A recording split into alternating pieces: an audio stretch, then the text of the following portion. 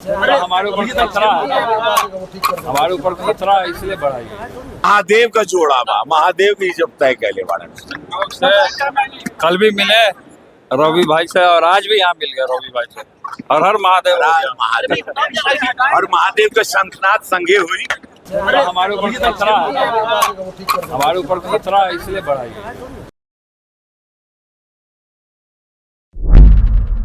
तेज प्रताप यादव को केंद्र सरकार ने Y+ कैटेगरी की सुरक्षा दी है।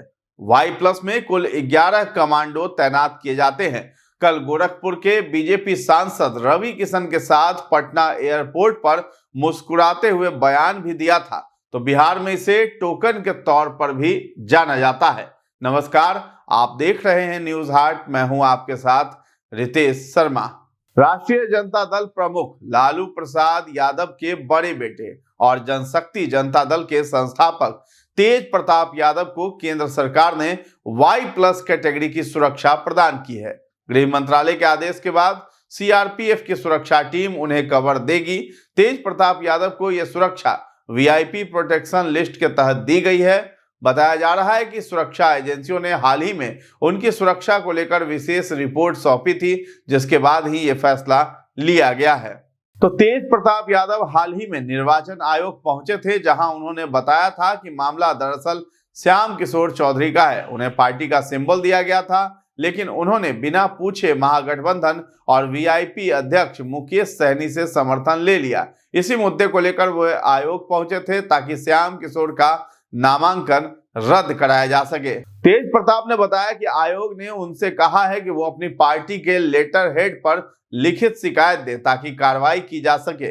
वहीं सुरक्षा को लेकर उन्होंने कहा कि बिहार में हालात ऐसे हैं कि कब कहां से हमला हो जाए कुछ कहा नहीं जा सकता है, इसलिए उन्होंने केंद्र सरकार से सुरक्षा बढ़ाने की मांग की है।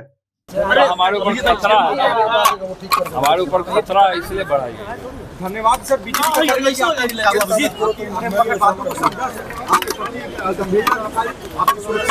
आप लोग घूम फिर के हमारे ही पीछे पड़े रहते हैं। तेज प्रताप जी। अब Y+ कैटेगरी की सुरक्षा कैसी रहेगी?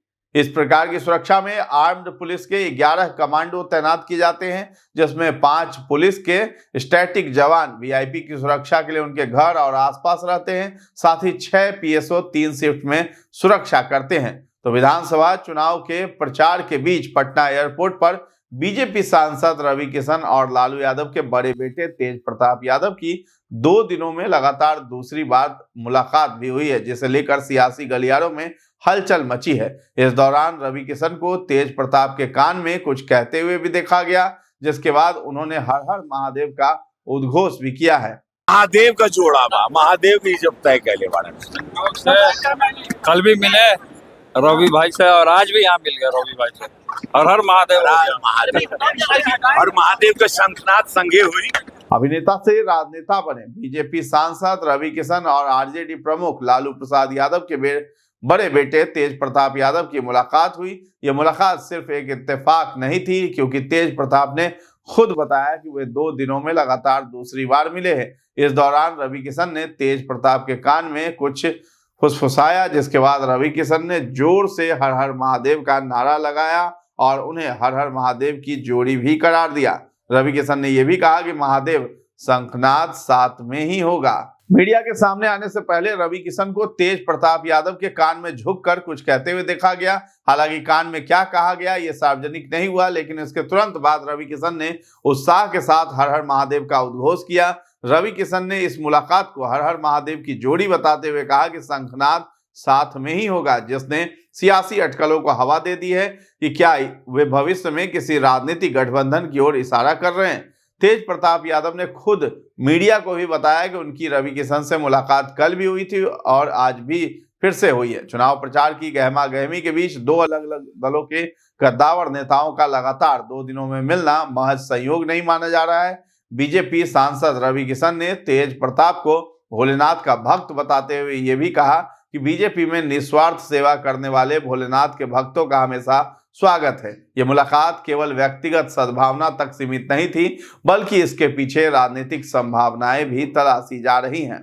अब ये भी सवाल हो रहा है कि चुनाव अगर जीत गए तेज प्रताप तो किसके साथ जाएंगे। बता दें कि तेज प्रताप यादव बिहार की महुआ सीट से सियासी किस्मत आजमा रहे हैं, जहां पहले चरण में मतदान पूरे हो चुके हैं। वहीं तेज प्रताप ने बिहार विधानसभा चुनाव में अपनी राजनीतिक रणनीति को लेकर बड़ा बयान दिया है। उन्होंने कहा है कि उनकी पार्टी किसी भी ऐसी सरकार के साथ जाएगी जो रोजगार देगी, पलायन रोकेगी और बिहार में वास्तविक बदलाव लाने का काम करेगी। अब उनके इस बयान ने राजनीतिक गलियारों में हलचल मचा दी है, क्योंकि इसे चुनाव परिणामों के बाद संभावित गठबंधन संकेत के रूप में देखा जा रहा है। जब उनसे पूछा गया कि क्या भविष्य में वे खुद मुख्यमंत्री पद की दौड़ में शामिल हो सकते हैं, तो तेज प्रताप ने मुस्कुराते हुए कहा कि देखिए, वो तो बाद की बात है, जनता मालिक है, जनता बनाती है, बिगाड़ती है, सब जनता के हाथ में है। इसके साथ ही आपको बता दें कि अपनी जनसभा में तेज प्रताप हरा गमछा देखकर भड़क उठे थे। तो दरअसल बिहार विधानसभा चुनाव के लिए दूसरे चरण का मतदान 11 नवंबर को होना है, जिसमें 122 सीटों का फैसला होना है, जिसमें 122 सीटों का फैसला जो होगा उसको लेकर के जनसभा कर रहे थे तेज प्रताप। तो सभी राजनीतिक दलों ने अपना चुनाव प्रचार अभियान भी तेज कर दिया है। इसी कड़ी में शनिवार को गया के वजीरगंज में तेज प्रताप यादव ने जनशक्ति जनता दल के प्रत्याशी के पक्ष में चुनावी जनसभा को संबोधित करते हुए बिना नाम लिए राजद पर जमकर निशाना साधा था। तो तेज प्रताप यादव जनसभा में हरे गमछे वाले एक व्यक्ति को देखकर भड़क उठे और लालू प्रसाद यादव के अंदाज में चिल्लाए, हरा गमछा उतारो, यहाँ पीला गमछा चलेगा। उन्होंने कहा कि हरा गमछा जयचंद की पार्टी का है, जो हमें परिवार और पार्टी से निकाल दिया है। बहुत सारे बहरूपिये भी घूम रहे हैं। उन्होंने बिना नाम लिए राजद पर तंज कसते हुए कहा कि ये लोग जनता को भरमाने का काम कर रहे हैं। बहरहाल तेज प्रताप से मुलाकात के बाद रवि किशन ने कहा है कि हर हर महादेव की जोड़ी है, महादेव का शंखनाद साथ में ही होगा। तो बिहार की राजनीति में अब एक बड़ा सवाल भी ये छोड़ गया है, क्या ये एक नए राजनीतिक गठजोड़ का इशारा है या फिर रवि किशन ने ये बात केवल उनकी साझा धार्मिक आस्था के संदर्भ में कही है। तेज प्रताप ने बेरोजगारी मिटाने वाले का साथ देने की बात कहकर भविष्य के लिए अपने पत्ते नहीं खोले, लेकिन दोनों नेताओं की ये महादेव वाली जोड़ी चर्चा का केंद्र बनी हुई है। तो फिलहाल इस खबर में इतना ही है। न्यूज हाट के साथ बने रहें और अभी तक हमारे चैनल को आपने सब्सक्राइब नहीं किया है तो जरूर कर लें। धन्यवाद।